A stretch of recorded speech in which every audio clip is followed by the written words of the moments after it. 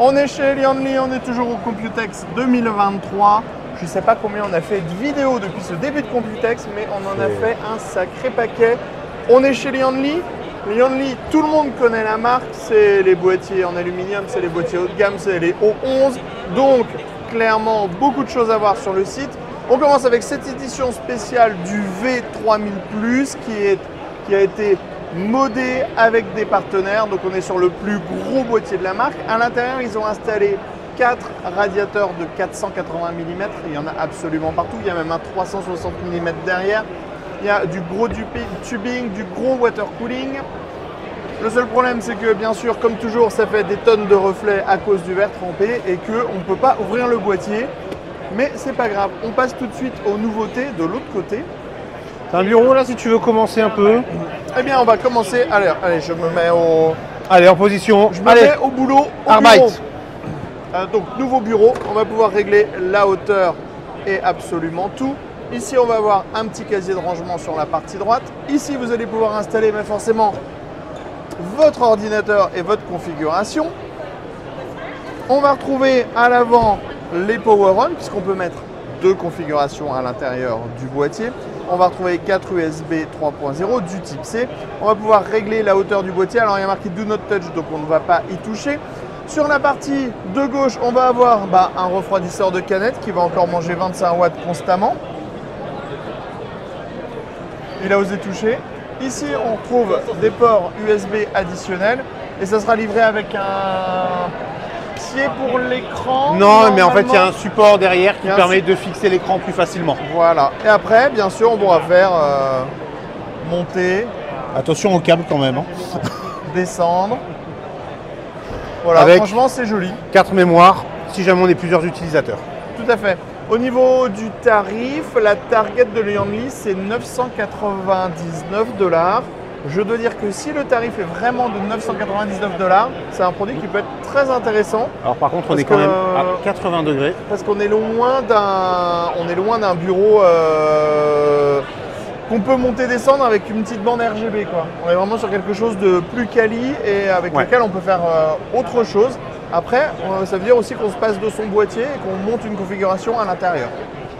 Allez, on continue, Seb? Les boîtiers? Oui, avec les boîtiers.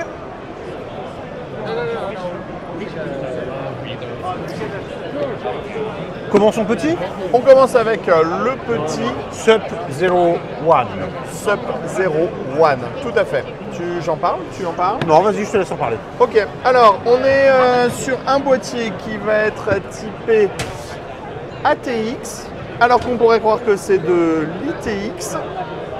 En fait, c'est un boîtier où on va pouvoir installer une carte mère ATX du côté gauche, les systèmes de water cooling à l'arrière. On peut mettre 2 360 mm maximum en custom ou en IO. Et en fait, sur la partie avant, on va pouvoir installer la carte graphique avec 4 slots. 4 slots, ça veut dire qu'on va pouvoir mettre de la RTX 4090.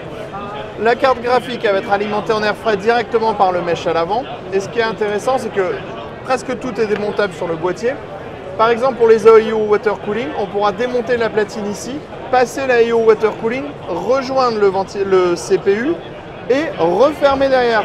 Alors que normalement, très souvent, on a toujours des parties qui sont fixes, ce qui fait que dans certains boîtiers, c'est très difficile d'utiliser les AIO water cooling avec des séparations. Donc là, c'est plutôt un bon produit et c'est assez intéressant au niveau de la conception interne. Ensuite, le O11 Evo, O11D Evo XL. Alors, dans les grandes lignes, c'est un O11. La particularité, c'est qu'on va passer sur un format qui est un tout petit peu plus gros pour pouvoir mettre plus de radiateurs en 140 mm. Donc on va pouvoir mettre du 3 x 140 mm dans la partie haute, 3 x 140 mm dans le fond, 3 x 140 mm dans la partie basse avec une compatibilité water cooling avec les 420 mm. L'autre chose aussi, c'est que vous voyez, on n'a plus le montant en métal sur le côté. Donc c'est plus joli, c'est plus aérien et surtout on a le double biseau sur les parties en verre trempé, ce qui veut dire qu'on a une finition qui est ultra haut de gamme. Alors, clairement le boîtier est ultra haut de gamme, de toute façon on le connaissait déjà. On va retrouver de l'aluminium sur la partie supérieure, on va pouvoir modifier toute la partie arrière quand il va repasser. En fait, c'est le seul truc qui est pénible avec ces trucs qui tournent, c'est que ça tourne. Hop, ici le double biseau dont on parlait. Et quand on va passer à l'arrière, on peut le faire accélérer par contre. Quand on va passer à l'arrière, en fait, on va avoir ici la structure qu'on peut décaler comme on a sur d'autres boîtiers au 11. Et on va pouvoir en fait choisir l'espace sur lequel on va vouloir installer la carte mère. A noter aussi qu'on a un nouveau système de fixation sur les cartes filles, on va y revenir. Ensuite, on a le O11D Evo RGB. C'est pas compliqué. Hop, deux petites lignes RGB ici et là. Là, on est plus orienté sur du 120 mm pour ce modèle-là. C'est bien ça, Sébastien, si je ne me trompe pas? Oui, tout à fait. Donc 360 mm dans le haut, 360 mm dans le bas, 360 mm sur le côté. On enchaîne avec un nouveau O11. Tiens, Lucas, viens ici, ça sera plus pratique, on va mieux le voir. Le O11 Vision qui est en partenariat avec PCMR, c'est un PC Master Race. PC Master Race. Et le moteur est juste derrière, en fait, juste ici. Donc l'idée, c'est un O11, 360 mm, 360 mm, mais dans la partie haute, on va retrouver une partie en verre trempé, transparente sur le dessus, effet miroir quand on regarde en dessous. Donc ce qui veut dire que quand on va regarder, en fait, vous allez avoir votre configuration qui va se refléter. Ça va en fait un petit peu doper l'éclairage de la machine. Avec tous les 11, on va avoir des nouveaux accessoires qui vont arriver. On pourra partir sur une face avant en mèche. Ça permettra d'avoir plus d'airflow. Et on pourra aussi avoir une grille qui est compatible avec les ventilateurs en 160 mm. Sorry. Alors, on avait démonté tout le boîtier en prévision de la vidéo, mais le boîtier a été remonté entre les deux. Elles ont nettoyé pour rien, les pauvres. Ici, c'est le dernier accessoire qui va arriver. Donc, on a dit pour les accessoires du mesh ou des ventilateurs de 160 mm ou un nouveau support pour les cartes graphiques. Le support pour les cartes graphiques, il va permettre de mettre la carte graphique en fait dans le sens de la hauteur, à droite de la carte mère. Donc clairement, ça va être full vision sur les composants qui sont les plus chouettes à l'intérieur de la config.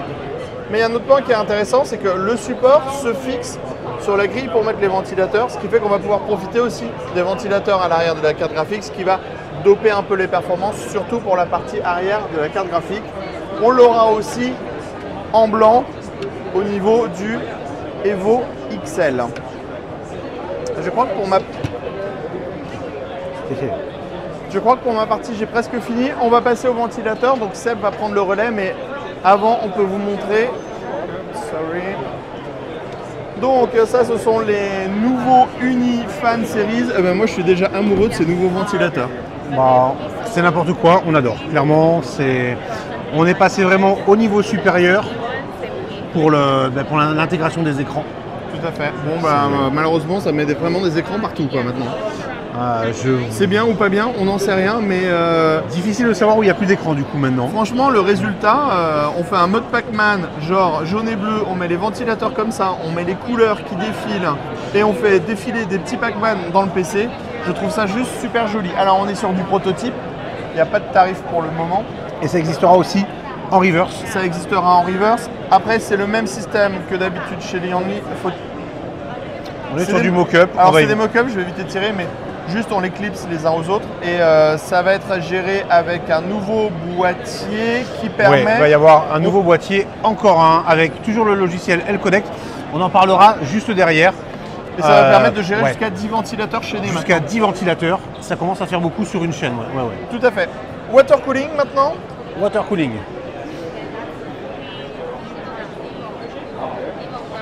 Alors, on va descendre en gamme. On va commencer avec le Galahad 2 LCD.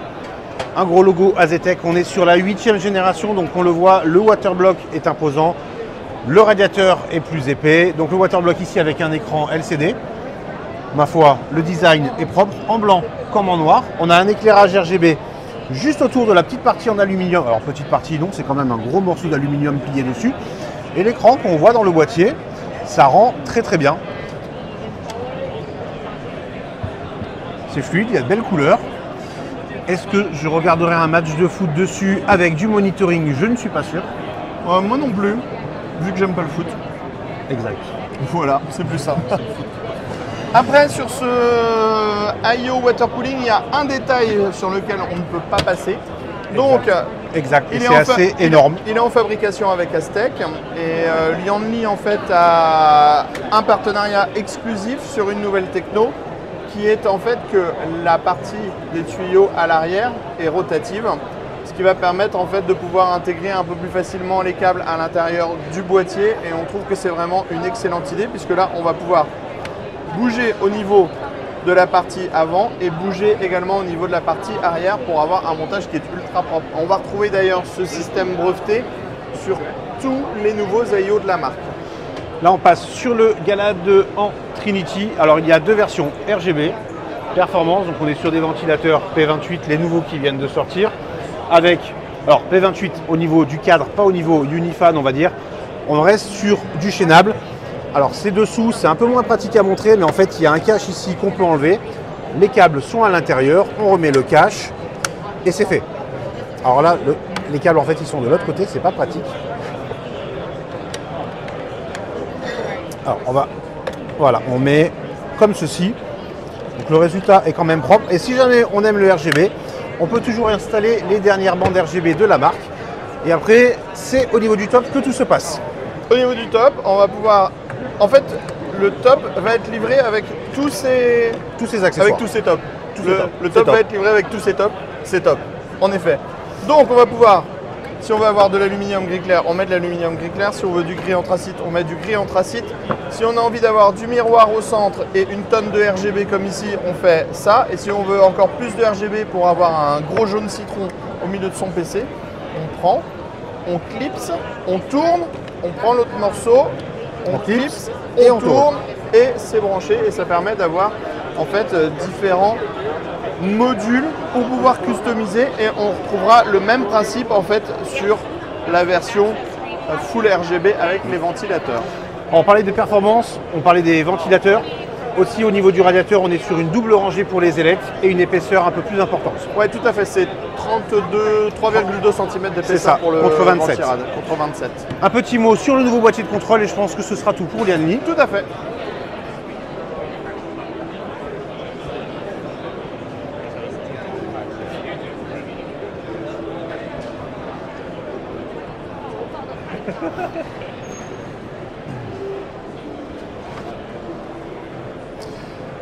Le boîtier L-Koning Sync, alors plus on prend des générations chez Lianli, plus c'est gros.